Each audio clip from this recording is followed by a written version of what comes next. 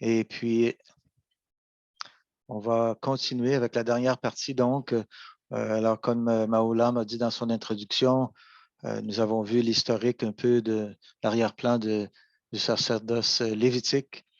On a vu aussi le sacerdoce universel des croyants dans le Nouveau Testament. Et ce soir, ou plutôt cet après, en tout cas ici cet après-midi pour moi, ce soir pour vous, nous allons parler des dérives donc de la chrétienté. Alors, après la mort des apôtres, par rapport au modèle biblique et comment ces dérives qui déjà, même du temps des apôtres, avaient déjà commencé et comment cela nous affecte jusqu'à ce jour et comment on doit être sur nos gardes pour ne pas se laisser amener nous-mêmes à la dérive dans les traditions des hommes et dans les enseignements des hommes qui finalement annulent la parole de Dieu. Alors, le premier point ce soir, c'est le développement, on va voir, des œuvres des Nicolaïtes et de la doctrine de Balaam, qui déjà, dans la parole de Dieu, on voit que ce germe de l'iniquité ou le levain, hein, la parole de Dieu nous parle du levain, qui déjà avait commencé au temps des apôtres, de ce clergé, de cette séparation parmi le peuple de Dieu en deux classes, la classe de soi-disant ceux qui sont plus proches de Dieu, ceux qui sont dans le clergé, ou même on dit, plusieurs disent aujourd'hui le ministère, et le reste des croyants. Hein.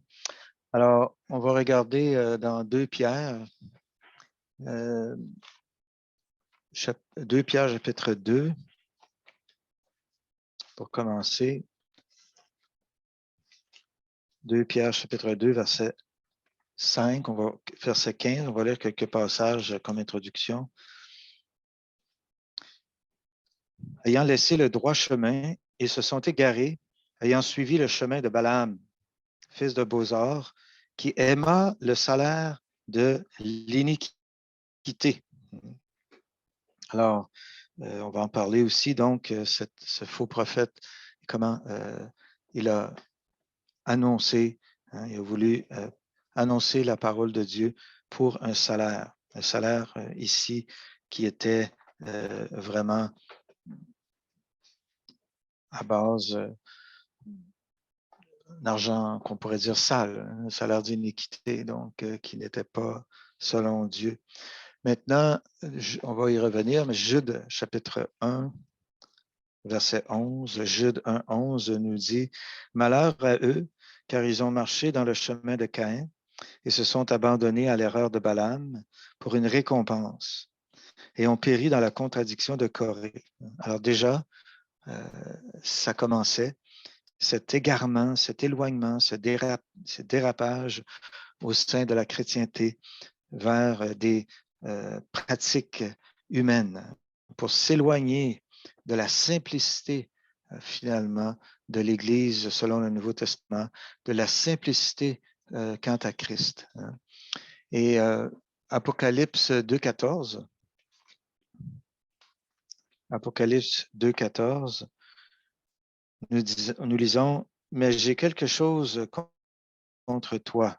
Et ici, c'est au pluriel, et quelque chose, c'est que tu as là des gens qui tiennent la doctrine de Balaam, lequel enseignait à Balak à jeter une pierre d'achoppement devant les fils d'Israël pour qu'ils mangeassent des choses sacrifiées aux idoles et qu'ils commissent la fornication. Hein?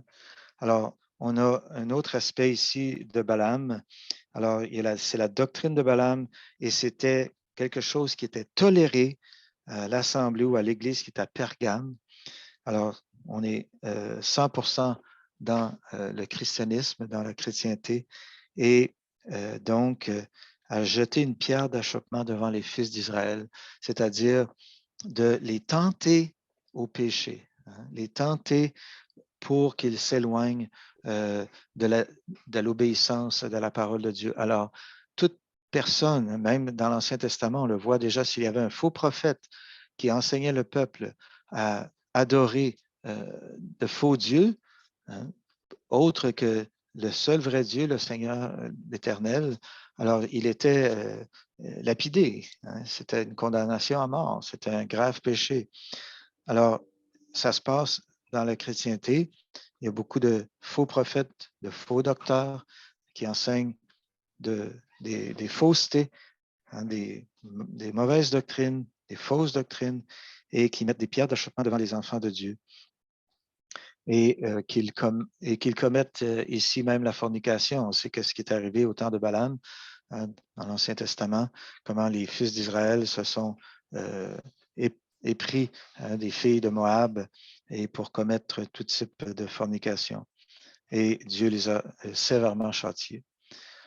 Au verset 15, on peut lire aussi, ainsi tu en as, toi aussi, qui tiennent la doctrine des Nicolaïtes. Alors, il y a la doctrine de Balaam et la doctrine des Nicolaïtes, pareillement. Et il dit, repens-toi donc, autrement je viens à toi promptement et je combattrai contre eux par l'épée de ma bouche. Alors, le Seigneur Jésus lui-même, il nous dit ailleurs aussi qu'il est les œuvres des Nicolaïtes, comme on peut lire au verset 15 un peu, ou plutôt verset 6, on recule un peu, 2, 6. Mais tu as ceci, que tu hais les œuvres des Nicolaïtes, lesquelles moi aussi je hais. Alors, Nicolaïte, c'est un terme grec composé de deux mots, hein, Nico et Laos, donc qui veut dire conquérir le peuple. Et cette doctrine, ça a commencé avec des œuvres des Nicolaïtes, mais plus les œuvres sont tolérées, ça devient après une doctrine. C'est quelque chose qui est enseigné. Alors, c'est une chose lorsque quelqu'un pratique une mauvaise œuvre et on le reprend. Mais si on ne reprend pas le péché, alors c'est comme le levain. Hein? Ça se répand et ça devient une doctrine. Ça devient un point caractéristique qui caractérise l'assemblée ou la personne. Et ici, cette doctrine des Nicolaïtes, c'était de vraiment vouloir prendre autorité sur le peuple de Dieu, de vouloir, pas qu'il n'y a pas une autorité de Dieu sur l'Assemblée, bien évidemment, mais une autorité pour dominer, hein, une autorité vraiment humaine, inspirée par le diable et par la chair, qui n'est pas du Saint-Esprit. Et c'était déjà là. Et c'est vraiment cette doctrine des Nicolaïtes est à l'origine du clergé.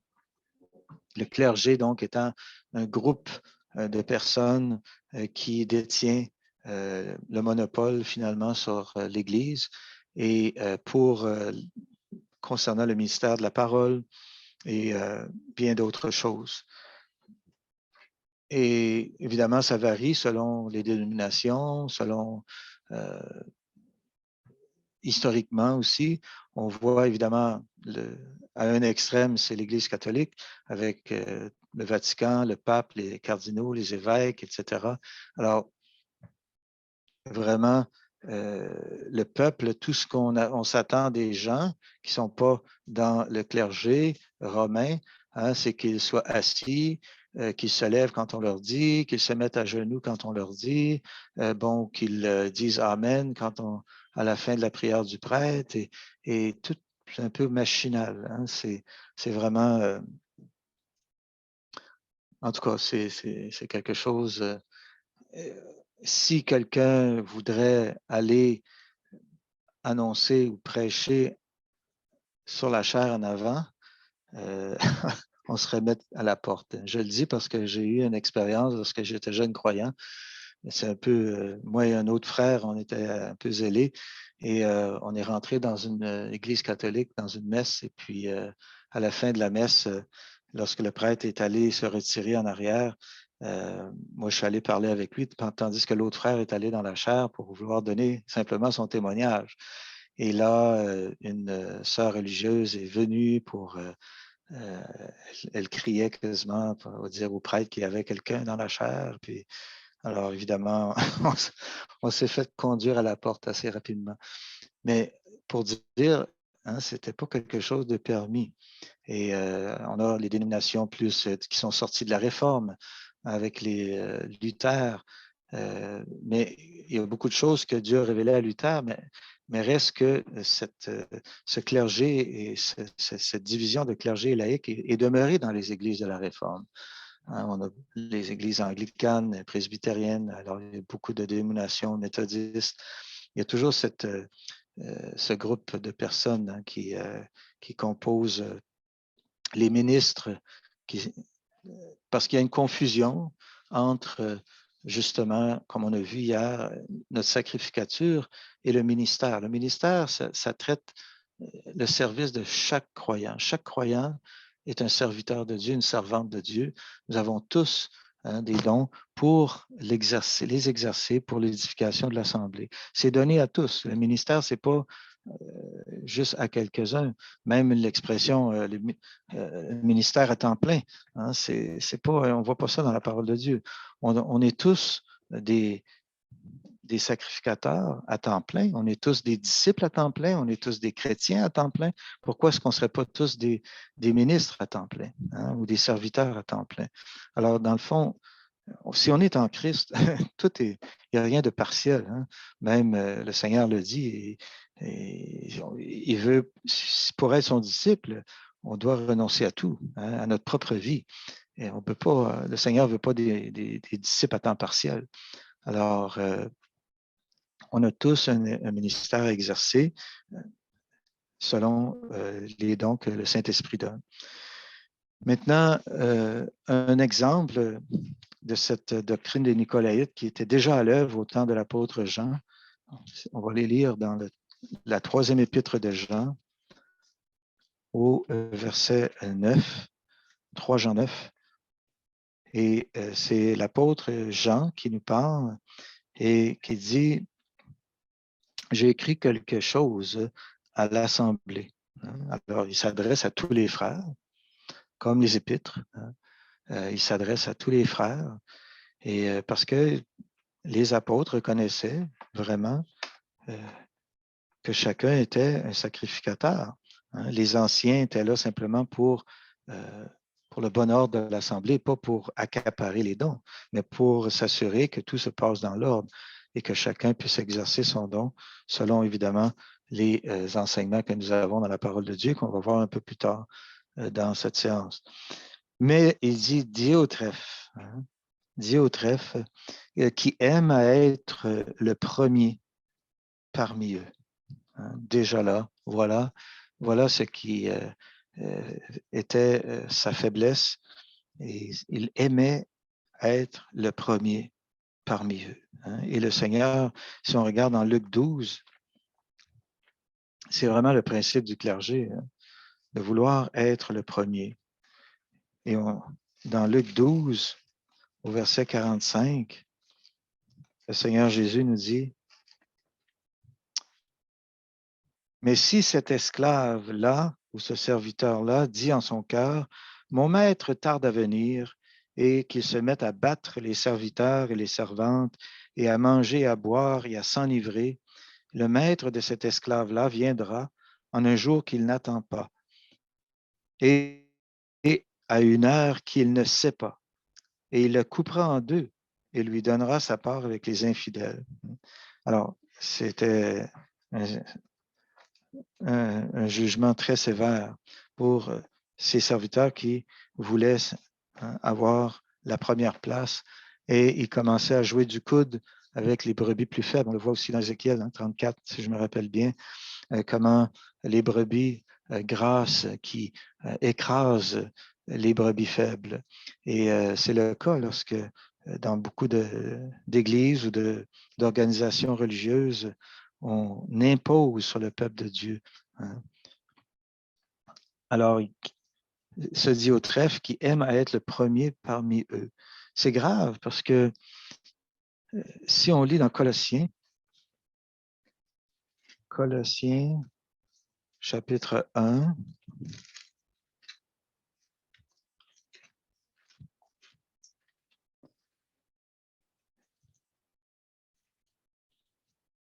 au verset 18, ça nous dit à propos du Seigneur Jésus qui est la tête ou le chef du corps de l'Assemblée, lui qui est le commencement, le premier-né d'entre les morts, afin qu'en toute chose, il tienne, lui, la première place, hein, ou la prééminence. Alors, la première place, elle sera toujours au Seigneur Jésus.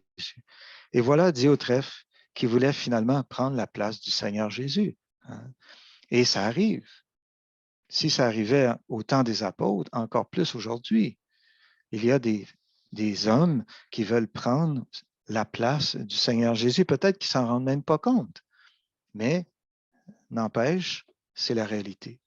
Et le résultat, c'est que l'apôtre Jean écrit, alors Diotrephe ne nous reçoit pas. Diotrephe, qui voulait avoir la première place, ne recevait pas Jean et ceux qui étaient avec lui. Jean, un des 12 apôtres.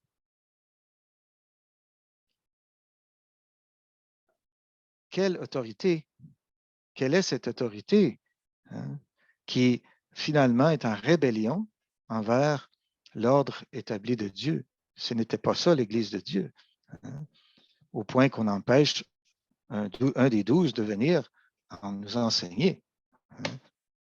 Il ne nous reçoit pas, et c'est pourquoi il dit, si je viens, je me souviendrai des œuvres qu'il fait en débitant de méchantes paroles contre nous, et non content de cela, lui-même, il ne reçoit pas les frères, et il empêche ceux qui veulent les recevoir et les chasse de l'Assemblée. Alors voilà un petit roi, hein, qui se croit assis sur son empire, sur son domaine, et vraiment, c'est horrible parce que c'est l'Assemblée de Dieu. Là. Et quel jugement, hein, de faire face à celui qui est la tête du corps. Alors Dieu nous donne à chacun un don, hein, plus pour certains une charge comme ancien, non pour dominer, hein, sur les héritages du Seigneur, mais pour être un exemple de foi et d'humilité. Un exemple, c'est quoi marcher par la foi? C'est quoi de se confier au Seigneur? Hein, et de pouvoir travailler pour l'édification de l'Assemblée, comme on va voir dans 1 Corinthiens 14. Alors, Diotrephe est vraiment un exemple marquant de ce début de cet esprit du clergé. Ça ne veut pas dire que nécessairement tous les pasteurs où il y a un clergé, même dans des églises évangéliques, évidemment, on pourrait dire que l'équipe, on pourrait dire, du clergé n'est pas aussi marquant ou frappant que dans une église anglicane, par exemple. Par contre, il y a quand même cette... Moi-même, j'ai connu le Seigneur dans une église baptiste et le pasteur était un homme de Dieu. On ne parle pas contre les personnes. Mais reste que dans cette église, il y avait quand même, on s'attendait à ce que si quelqu'un voulait prêcher, il devait aller au séminaire, il devait aller à l'école biblique, il devait avoir un diplôme d'études de la Bible et pour pouvoir ensuite être nommé pasteur d'une église. Hein. Alors, c'est le principe est là quand même. Hein. Ça ne veut pas dire que le frère qui est là n'a pas un don pour enseigner, puis n'est pas édifiant à écouter. Pas du tout, pas du tout. Hein. Mais il faut respecter quand même le modèle qui nous est présenté dans la parole de Dieu et ne pas outrepasser les limites, les règles apostoliques, si on peut dire, qui nous ont été transmises par les apôtres dans le Nouveau Testament. Ensuite, si on voit un autre passage dans 1 Pierre chapitre 5, où Pierre parle de ces choses, et c'est intéressant parce que au verset 1 de 1 Pierre 5, il nous dit, j'exhorte les anciens qui sont parmi vous, moi qui suis ancien avec eux. Voyez-vous, Pierre ici, il dit même pas, il les exhorte même pas comme un apôtre. Il exhorte les anciens qui sont parmi vous, moi qui suis un ancien avec eux. Autrement dit, comme l'apôtre Paul, ceux qui étaient apôtres, hein, on va voir dans Éphésiens 4, ce sont des dons qui sont donnés à tout le corps. Hein. Allons-y pour voir. Éphésiens chapitre 4, c'est tellement important de comprendre ce principe. Dans Éphésiens chapitre 4, verset 11, le Seigneur qui est monté en haut, et on va lire au verset 7. Mais à chacun de nous, la grâce a été donnée. Chacun, pas juste les soi-disant ministres, mais à chacun de nous, la grâce a été donnée selon la mesure du don de Christ. C'est pourquoi il dit, étant monté en haut, il a amené captive la captivité et a donné des dons aux hommes. Or, qu'il soit monté, qu'est-ce sinon qu'il est aussi descendu dans les parties inférieures de la terre? Celui qui est descendu est le même que celui qui est aussi monté au-dessus de tous les cieux, afin qu'il remplisse toutes choses. Le Seigneur remplit les cieux, la terre, sous la terre.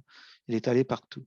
Et lui a donné, parce qu'il a reçu cette autorité du Père, a donné les uns comme apôtres, les autres comme prophètes, les autres comme évangélistes, les autres comme pasteurs et docteurs, en vue du perfectionnement des saints. Alors, le but, c'est de perfectionner les saints pour l'œuvre du service, pour l'œuvre du ministère. C'est le même mot. L'œuvre du service pour servir le corps et pour l'édification du corps de Christ. Alors, oui, Dieu a donné certains dons ici particuliers de ministère à des hommes comme apôtres, prophètes, évangélistes, pasteurs et docteurs, dans le but d'édifier le corps, dans le but de faire pour que chaque membre de l'Assemblée puisse apprendre à exercer son don, à connaître son don, quand si c'est un jeune croyant, à pouvoir l'aider à exercer son don pour qu'il puisse prendre sa place dans l'Assemblée, dans le corps, parce qu'il y a une place pour tout membre dans le corps. Mais quelqu'un qui veut être le premier au-dessus de ses frères ne voudra pas avoir d'autres personnes qui annoncent la parole, ou qui prennent une place parce qu'à ce moment-là, cette personne va être moins mise à l'évidence, moins vue des autres. Alors, c'est un danger qui nous guette, parce que l'orgueil est dans le cœur. Et puis donc, mais ce qui est important de comprendre, ces dons ici sont donnés, incluant celui de pasteur, qui est un don, au corps en entier. Et Paul parle, la seule charge qui est selon la maturité, c'est être ancien ou surveillant, et les diacres. Il y avait certaines, ils ne devaient pas être de nouveau convertis. Alors, c'était vraiment selon la maturité. Mais certains anciens n'avaient pas le don d'enseignement. Dans certaines églises, on mélange pasteur et ancien, on dit que c'est la même personne. Mais il y avait, Paul mentionne de pouvoir honorer les anciens, surtout ceux qui annoncent la parole, démontrant que ce n'était pas tous les anciens qui annonçaient, qui prêchaient ou qui enseignaient la parole. Alors, ça démontre que pasteur est un don, tout comme les autres. Et on peut avoir dans une assemblée locale peut-être 4-5 frères qui ont le don de pasteur et qui n'ont pas nécessairement le don d'enseignement. Ça ne veut pas dire qu'ils n'enseignent pas, mais il y a un don particulier d'enseignant. Tout comme il y a un don, ça ne veut pas dire que le prophète n'enseigne pas, mais la façon dont le prophète, par exemple, va enseigner va être différente à la façon qu'il partage la parole. Comme l'évangéliste, il enseigne aussi la parole, mais la façon qu'il livre son message va être particulière à l'évangéliste. Alors, chacun selon son don, selon la mesure que Christ lui a donnée. Et donc, c'est important de réaliser que dans une assemblée, selon le Nouveau Testament, il y a plusieurs anciens. On parle d'une pluralité d'anciens et une pluralité idéalement de dons. Évidemment, ça va dépendre du nombre de frères et sœurs qui sont dans l'assemblée. Mais chacun a reçu un don. Mais il y a des dons qui ne sont pas nécessairement manifestés dans l'assemblée. Il y a des dons d'aide, de soutien. Je connais un frère que ici à Québec, il est toujours en train d'aider les frères et sœurs d'une façon très particulière, très manuelle. Il est très bon dans la mécanique. Alors, si un frère a un problème, il s'offre, il vient, il répare, il fait du transport. C'est naturel. Hein? Alors, il y a vraiment un don de service. Et évidemment, lorsqu'il est dans l'Assemblée, ben, il n'exerce pas nécessairement son don. Hein? Il exerce à l'extérieur. Le frère qui est évangéliste, qui a le don d'évangéliste, va exercer son don souvent à l'extérieur de la réunion, hein, dans les rues, dans les champs, un peu partout dans les villes. Alors, Mais si on revient donc à 1 Pierre chapitre 5, donc Pierre se met au même niveau que les anciens et il les exhorte. Évidemment, moi qui suis ancien avec eux, mais on le sait ici, il ajoute comme apôtre quand il dit « et témoin des souffrances de Christ hein. ». Alors, évidemment, les autres anciens auxquels il écrit n'étaient pas témoins des souffrances de Christ. Pierre était un apôtre, donc depuis le baptême du Seigneur Jésus jusqu'à la résurrection, il a tout vu, il a tout témoigné et il pouvait en témoigner. Qui aussi est part à la gloire qui va être révélée. Alors, il s'inclut avec eux. Et il leur dit ces exhortations. Paissez le troupeau de Dieu qui est avec vous, le surveillant. Il parle aux anciens. Et ça, c'est vraiment un des rôles des anciens. Hein. L'apôtre Paul nous dit dans 1 Timothée, chapitre 3, il nous dit 3.1, cette parole est certaine que si quelqu'un aspire à la surveillance dans la version d'Arb ou à être évêque selon la version Louis II, mais quelqu'un qui aspire à la surveillance, il désire une œuvre bonne. Il faut donc que le surveillant soit irrépréhensible, mari d'une seule femme, etc. Alors, quelqu'un qui aspire à la surveillance, mais c'est la surveillance ici de l'Assemblée locale. Hein. Il y avait les anciens avaient une charge locale, ils n'étaient pas donnés à tout le corps, tandis que les apôtres, les prophètes, les évangélistes, les pasteurs, les enseignants sont donnés à tout le corps. Hein. Ils exercent dans leur assemblée locale, mais ils peuvent exercer leurs dons dans d'autres assemblées selon qu'ils voyagent, selon qu'ils sont invités, etc., que le Seigneur les dirige. Ils sont donnés au corps en entier, au corps de Christ sur la terre. Tandis qu'un ancien, qui est celui qui était ancien à Éphèse, n'était pas nécessairement ancien à Colosse. Hein. Alors, ça, c'est plus une charge locale. Mais il dit, paissez le troupeau de Dieu qui est avec vous, le surveillant. Mais de quelle façon? Non point par contrainte, hein, par obligation, mais volontairement. Hein, tout comme nos dons, Dieu veut qu'on les donne volontairement, non pas par contrainte. Alors, quand on se fait contraindre de donner, quand on se fait contraindre de prendre une charge, de faire quelque chose, on se le voit imposer, hein, cela ne vient pas de l'Esprit de Dieu. Il faut que ça soit volontaire. Ni pour un gain honteux. Hein. Alors, combien, on le sait aujourd'hui, de gens qui demandent de l'argent hein, constamment à toutes les réunions, à tous les messages, on entend constamment l'argent, l'argent, l'argent, et au point qu'on demande de l'argent même aux inconvertis. Hein. C'est vraiment un scandale. Et parce que si on regarde dans 2 Pierre ou dans 2 Jean encore, 3 Jean, pardon, on voit les ouvriers de Dieu ici au verset 5, 3 Jean 5. Bien-aimé, tu agis fidèlement dans tout ce que tu fais envers les frères, et cela envers ceux-là même qui sont étrangers, hein, qui voyageaient par exemple, et qui ont rendu témoignage à ton amour devant l'Assemblée.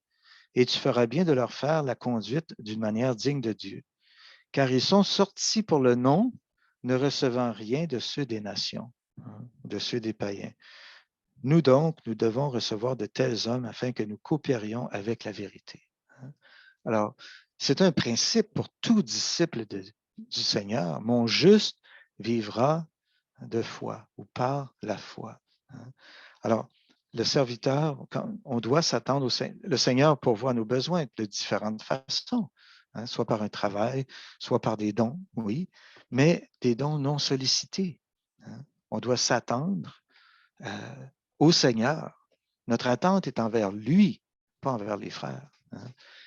On doit faire attention, justement, de ne pas, parce que notre cœur, hein, il est méchant par-dessus tout, et des fois, on peut insinuer ou faire passer le message pour faire connaître nos besoins, puis espérant que, bon, alors, on doit s'attendre au Seigneur.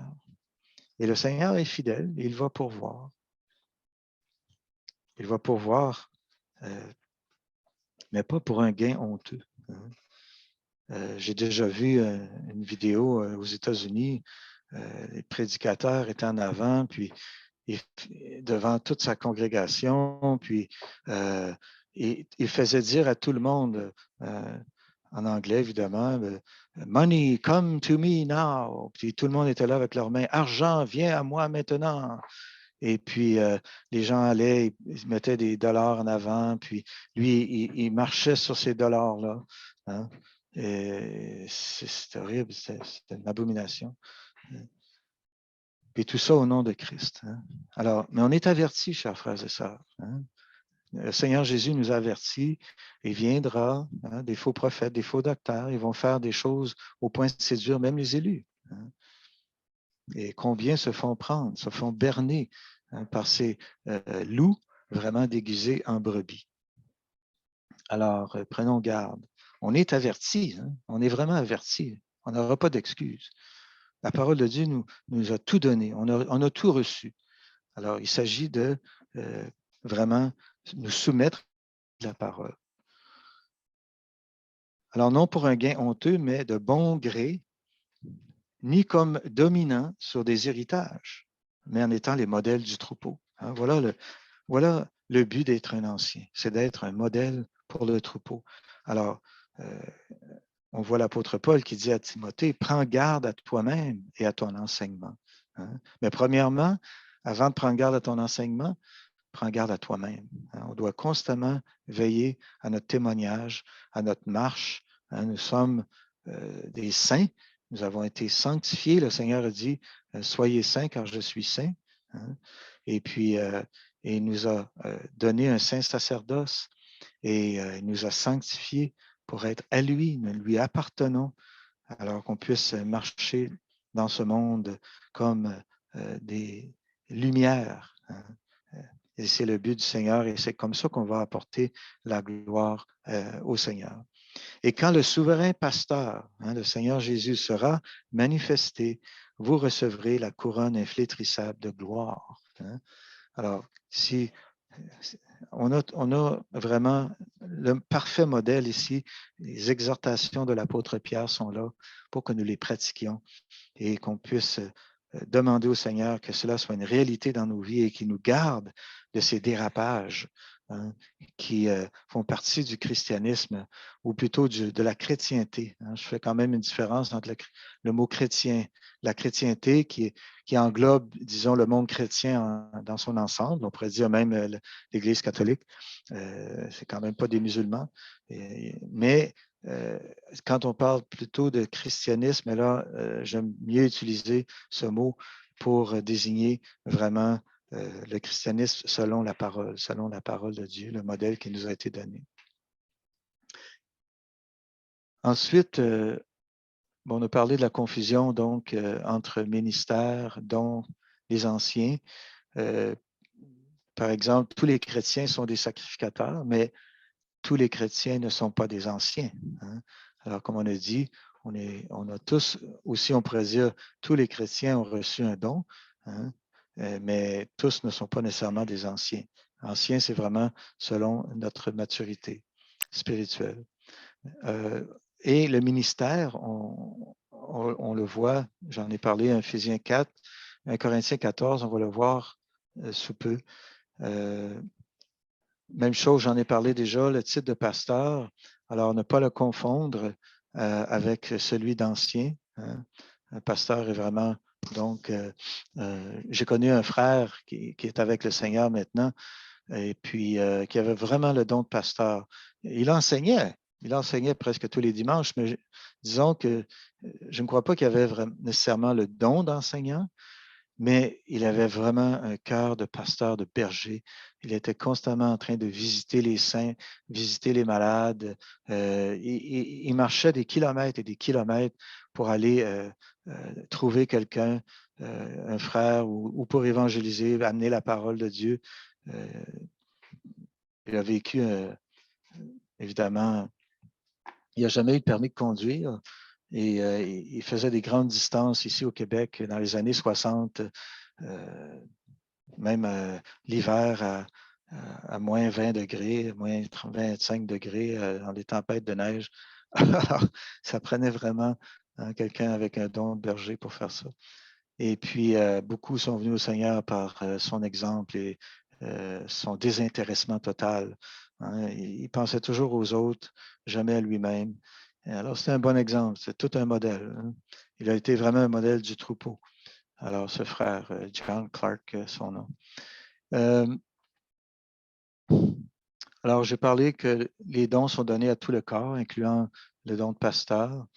Et faisons attention aux titres flatteurs. Hein. Il y a un verset intéressant dans Job, parce que souvent, ces dons-là que Dieu donne dans Éphésiens 4 deviennent des titres.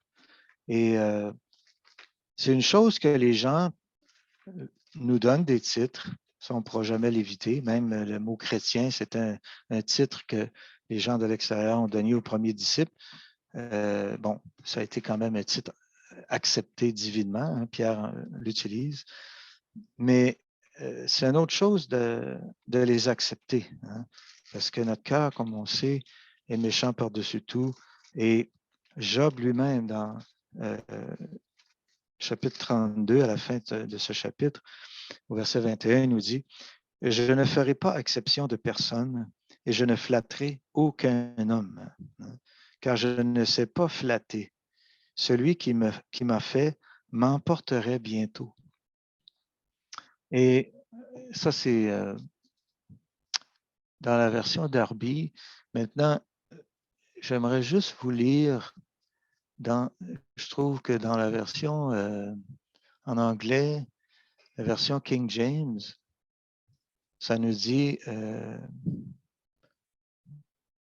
alors que je n'accepte pas, que je ne fasse pas exception de personne et que je ne donne pas de titre flatteur à l'homme. Hein. Je ne sais pas donner des titres flatteurs, car ce faisant, mon Créateur m'emporterait bientôt, hein, ou celui qui m'a fait. Alors, de ne pas donner des titres flatteurs, de ne pas en recevoir et de ne pas en donner. Hein. Si je regarde, ouais, à Martin, c'est la même chose, qu'il ne m'arrive pas d'être partial et de flatter qui que ce soit. Hein. Et on le sait aujourd'hui, les titres pullulent. Hein? Et l'apôtre un tel, même évangéliste un tel, pasteur un tel. Et l'apôtre Paul, bien qu'il était un envoyé, un apôtre du Seigneur Jésus, regardez comment il a commencé ses épîtres. Hein? Paul, tout simplement. Ensuite, apôtre de Jésus-Christ, hein? Envoyé de Jésus-Christ. Mais il ne mettait pas de titre devant son nom. Hein? Et encore pire, le titre de révérend, hein, ou très révérend, un tel. Hein. Monseigneur, ça c'est entre les évangéliques, c'est pas tellement évidemment utilisé, mais c'est le même principe. Hein. On exalte les hommes. Dans l'Église catholique, hein, mon Père, lorsque Dieu nous dit que nous avons un seul Père, hein, à part nos pères selon la chair, on n'a pas appelé personne Père spirituel sur la terre, comme les prêtres catholiques. Hein. Alors, des titres, les hommes aiment tellement ça. Hein. Ça fait partie du monde. On le voit dans les universités, lorsqu'il y a des grandes conférences, telle personne avec tous ces titres de maîtrise, de doctorat, et des fois, ça prend 5 minutes pour annoncer une personne parce qu'il y a tellement de titres et de fonctions. Hein. Et ça flatte l'homme. L'homme aime ça, entendre ça. Hein? La nature, la chair, la nature humaine. Il faut se garder de cela, mes frères. Et il y a un verset dans le psaume 119 ou 111, le psaume 111, la fin du psaume, verset 9, vers la fin. Ça nous dit, il a envoyé la rédemption à son peuple, il a commandé son alliance pour toujours. Son nom est saint et terrible. Ici, le mot terrible, encore une fois, si on va dans la version King James en anglais, bon, simplement parce que je lis beaucoup l'anglais, mais c'est très utilisé en anglais, reverend, un tel. C'est écrit en anglais, Holy and reverend is his name. Saint et révérend est son nom, en parlant de Dieu. Hein? Alors, le nom révérend devrait être un titre qu'on accorde uniquement à Dieu. Lui est révérend. Lui, on le révère, on l'exalte. Hein? Il est le véritable révérend. Alors, que Dieu nous garde d'accepter de tels termes, de tels titres flatteurs, parce qu'on ne les voit même pas dans la parole de toute façon. Hein? On est tous frères, le Seigneur a dit, vous n'avez qu'un seul directeur, un seul Père, hein, votre Père qui est aux cieux. Christ est votre directeur, votre maître, et vous êtes tous frères. Matthieu 23, ou plutôt, oui, c'est ça. Alors, si on est tous frères et sœurs, même peu importe le don qu'on a, hein, on a tous été rachetés au même prix, on a tous reçu la même sacrificature, le même Saint-Esprit. Hein. On est assis à la table du Seigneur comme des frères et des sœurs au même titre. Hein. Il n'y a pas de. C'est pour ça que le Seigneur a dit, hein, je suis là au milieu, au milieu. Hein. C'est intéressant parce qu'il n'est pas dit je suis en face ou devant, je suis au milieu de vous, là où 2 ou 3 sont assemblés en mon nom. Alors que nos yeux soient fixés sur Christ, hein, non pas sur les hommes. Et le système du clergé, c'est ce qu'il fait. Hein. Il fait en sorte que nos yeux, soient déviés de Christ et soient fixés sur les hommes. Il y a certains contrôles, comme je dis ici, bibliques concernant le ministère dans le contexte de l'Assemblée. Alors, si on regarde dans 1 Corinthiens 14, et on va terminer sur ces points, 1 Corinthiens 14, ça nous dit l'important, lorsqu'on exerce notre ministère ou notre don, ici dans le contexte de l'Assemblée, je me limite au contexte de l'Église locale, quand on est réunis en Assemblée. Alors, Paul nous dit un principe très important qui ressort dans ce chapitre, et la question qu'on peut se poser, est-ce que l'Assemblée est édifiée et instruite hein, par l'exercice de mon don? Alors, 1 Corinthiens 14, verset 4, ça nous dit celui qui parle en langue s'édifie lui-même, mais celui qui prophétise édifie l'Assemblée. Hein. Verset 12, ainsi vous aussi, puisque vous désirez avec ardeur des dons de l'Esprit, cherchez à en être abondamment doués. Pour quoi? L'édification de l'Assemblée. Alors voilà le but des dons, c'est pour édifier l'Assemblée. Verset 19, mais dans l'Assemblée, j'aime mieux prononcer 5 paroles avec mon intelligence afin que j'instruise aussi les autres que 10 000 parler en langue. Paroles en langue. Alors ici, il utilise le mot instruire. Donc, est-ce que l'Assemblée est instruite par mon don? Est-ce qu'elle reçoit une édification, un enseignement? Hein? Aussi, le verset 26, ça nous dit, qu'est-ce donc, frères? Quand vous vous réunissez, alors c'est le contexte de l'Assemblée locale, chacun de vous a un psaume, a un enseignement, a une langue, a une révélation, a une interprétation, que tout se fasse pour l'édification. Hein? Il le répète combien de fois dans ce chapitre? Parce que combien de désordre se trouve souvent dans des églises, hein? Et ce n'est pas pour l'édification. Et plutôt, 1 Corinthiens 11 nous dit à son détriment. Hein? C'était le cas au repas du Seigneur ici. Et Paul nous dit de ceux qui étaient à Corinthe, 1 Corinthiens donc 11, verset 17. Or, en prescrivant ceci, je ne vous loue pas, c'est que vous vous réunissez non pas pour votre profit hein, ou votre édification, mais à votre détriment. Wow! Hein? C'était mieux de rester chez eux que d'aller finalement à la réunion. Parce que personne n'était édifié et il se passait des choses abominables, hein, qui déshonoraient le nom du Seigneur. Comme Paul en parle dans ce chapitre plus loin, hein, à la table du Seigneur, il y en avait qui étaient ivres. Ils arrivaient ivres et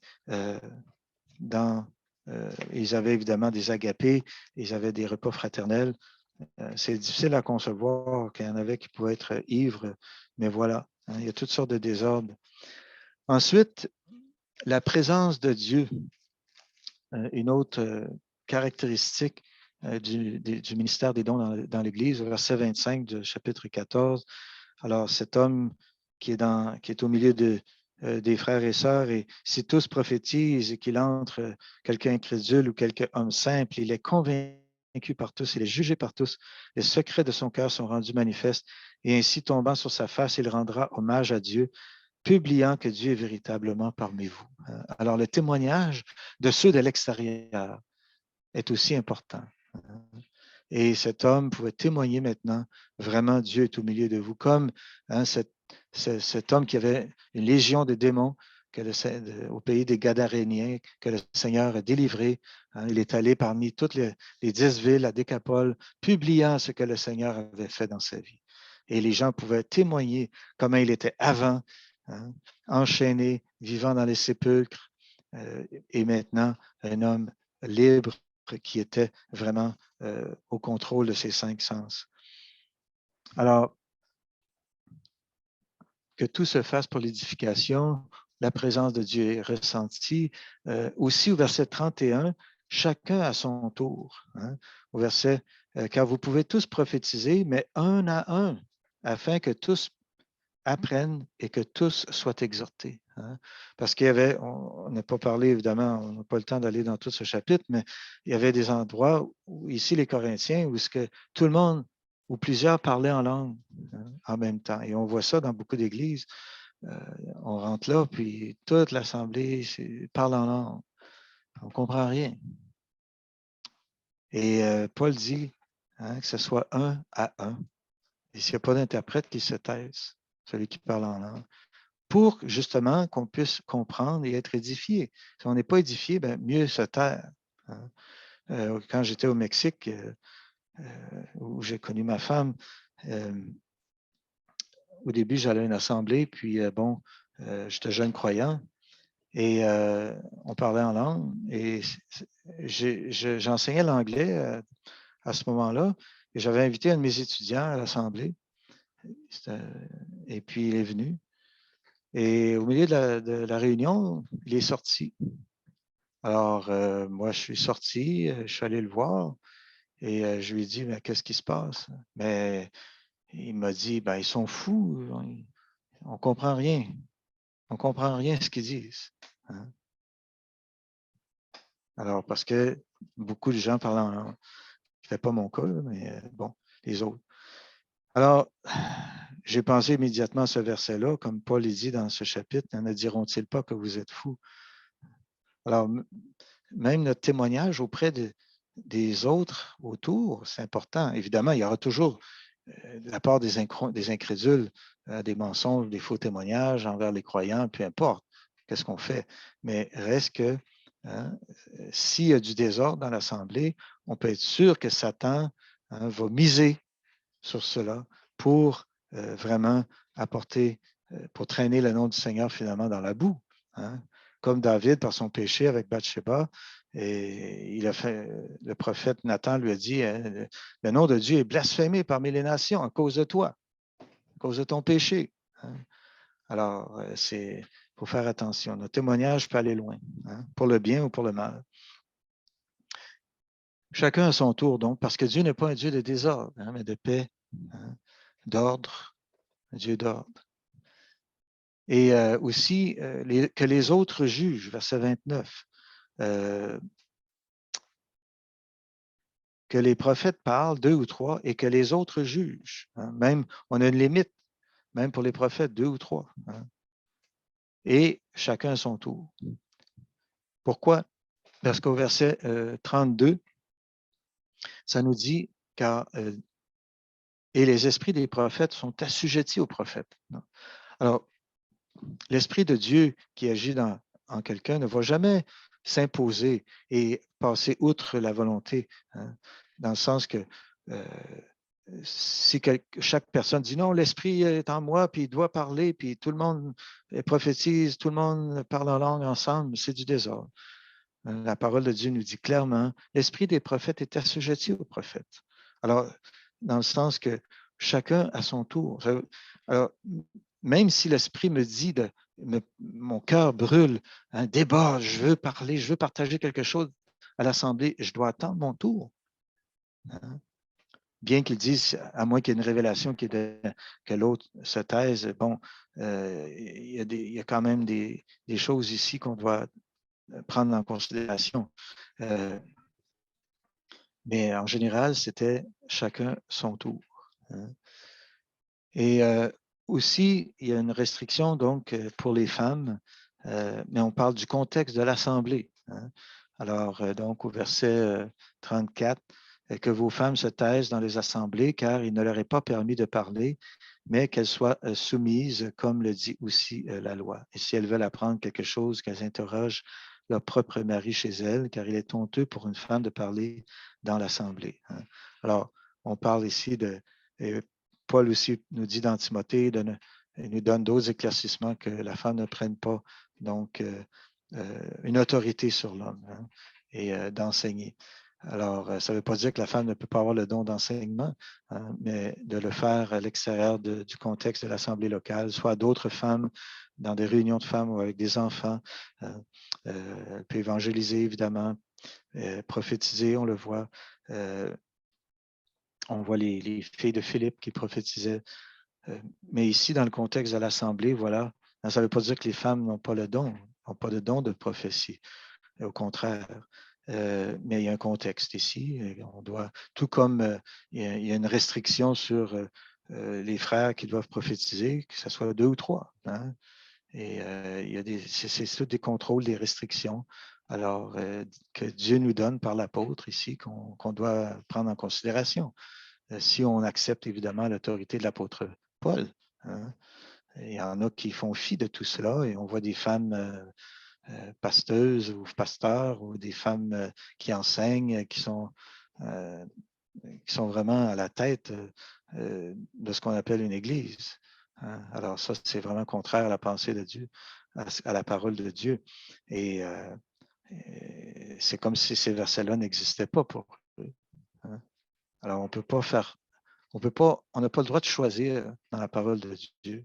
Hein? Ça, oui, et telle autre chose, non. Et je vais juste terminer, ça me fait penser à un exemple. Lorsque j'étais plus jeune chrétien, je témoignais à quelqu'un.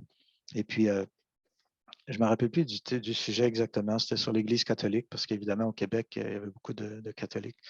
Et j'ai sorti de l'Église catholique. Mais j'évangélisais cette jeune dame, puis l'Esprit me poussait comme une illustration. Hein, parce qu'elle voulait, la façon qu'elle parlait, c'est que, ah oui, ça, oui, mais ça, non. Tu sais, on peut choisir dans la parole de Dieu. Alors, j'avais ma Bible devant elle, et j'ai pris une page de la Bible, puis je l'ai arrachée devant elle. J'ai dit, voilà ce que tu es en train de faire. Hein. Tu arraches des pages de la Bible, finalement. Tu décides qu'est-ce qui s'applique, qu'est-ce qui ne s'applique pas. Hein. Et il y a évidemment, après, j'ai recollé ma page, mais il y a des gens, c'est comme ça, c'est ce qu'ils font. Hein. C'est comme s'ils prenaient des ciseaux et là, on découpait certains versets de la Bible. On ne peut pas faire ça. Hein. Si le Seigneur Jésus, hein, c'est son nom, le Seigneur Jésus, il est notre sauveur, mais il est aussi notre Seigneur. Il est le roi, il est le maître, et on se soumet à son autorité et à sa parole. Alors voilà, je vais terminer ici, mon temps est déjà passé. Et alors, c'était simplement, donc, prenons garde à ces dérives. Il y en a constamment autour de nous. On va constamment être sollicité pour s'éloigner de la simplicité de Christ, mais il faut toujours revenir à la parole. Hein. Les grands réveils dans l'histoire de l'Église se sont faits toujours lorsqu'on est revenu à la simplicité de la parole de Dieu. Et on a des choix à faire à ce moment-là. On a des choix de renoncer à des traditions humaines, à des choses peut-être qu'on est habitué, mais si le Seigneur nous le montre clairement dans la parole de Dieu, alors la parole de Dieu doit avoir la prééminence, la primauté sur tous les hommes. Alors, merci. Voilà.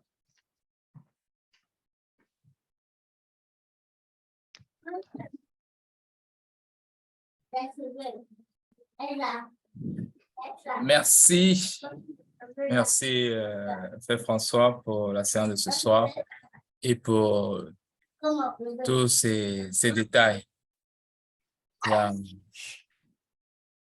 Merci, on a aussi grâce à Dieu qui est avec nous depuis le début de ce séminaire, qui nous permet encore de nous remettre sur les rails. Voilà. C'est passé du côté de Kinshasa, il y a une réaction.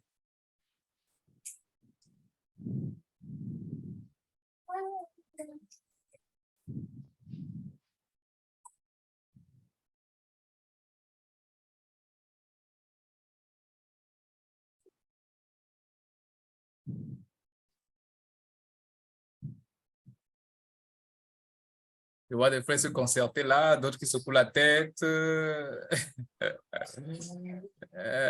Ça va.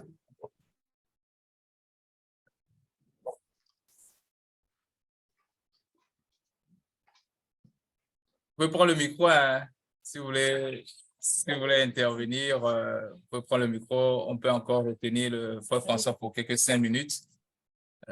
S'il y a une intervention.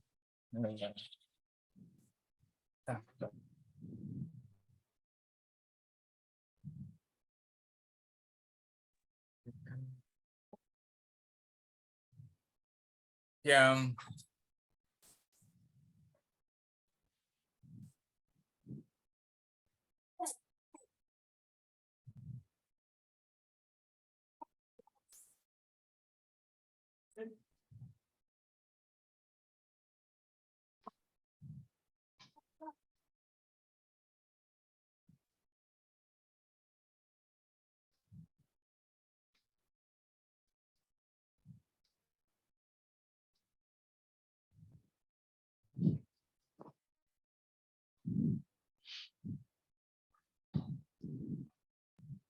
Bon, les fois se concède encore. Qu'est-ce qu'on vous attend ou on clôture la réunion?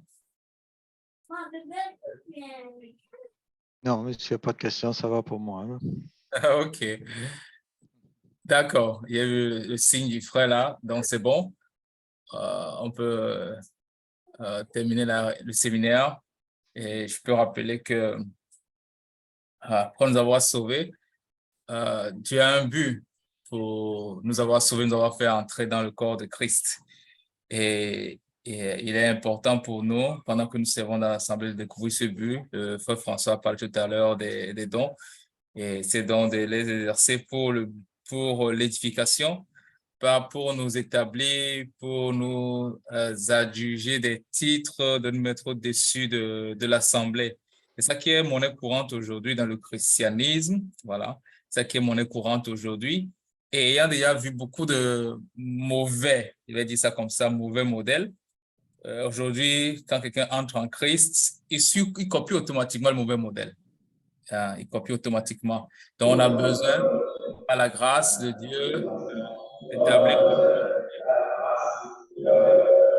d'avoir des vrais modèles pour que les jeunes chrétiens qui viennent à Christ aujourd'hui puissent aussi copier ces modèles. Donc, que Dieu nous accorde la grâce d'être vraiment ces modèles-là, ces modèles de foi, ces modèles d'humilité, ces modèles, ceux qui appliquent l'enseignement des apôtres, pas ceux qui choisissent ce qui leur plaît et ce qui ne leur plaît pas, ils rejettent.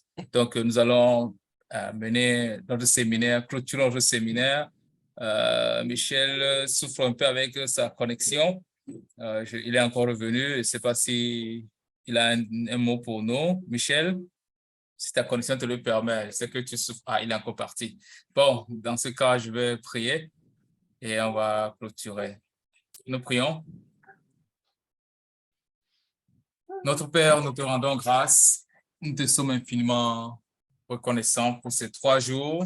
Tu as été avec nous et tu as permis que nous puissions parcourir le sacerdoce, la sacrificature que tu nous as accordée à nous croyants aujourd'hui. Et merci aussi pour la disponibilité du frère François. Nous prions que tu le bénisses davantage et que tu l'équipes davantage. Nous prions aussi pour les frères et sœurs de l'église mission évangélique mission évangélique d'Antioche, donne-leur la grâce aussi et d'appliquer ce qu'ils ont écouté et tout ce qu'ils ont eu à investir, à dépenser, leur temps, leur énergie, leurs finances pour se mettre disponible aussi. Éternel Dieu, tu connais tout cela et tu es celui qui rémunère ceux qui te cherchent. Et personne ne peut te plaire s'il n'a pas la foi. Alors, éternel Dieu, accorde-nous davantage de pouvoir te suivre, de t'offrir des sacrifices venant de la foi, de t'offrir notre corps entièrement. Éternel Dieu, c'est le sacrifice agréable que tu veux. Accorde cette grâce à tous ces frères-là. Accorde la grâce à tous ceux qui nous ont suivis et ceux qui vont nous suivre aussi par d'autres moyens, d'autres canaux. Merci. J'ai prié au nom du Seigneur Jésus-Christ. Amen. Amen. Amen. OK. Merci. Bien.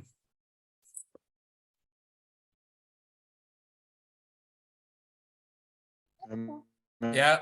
Merci, mon frère Maoulam. Merci, chers frères et sœurs de la mission évangélique d'Antioche. Salutations à tous les saints là-bas. Dieu vous bénisse. Merci.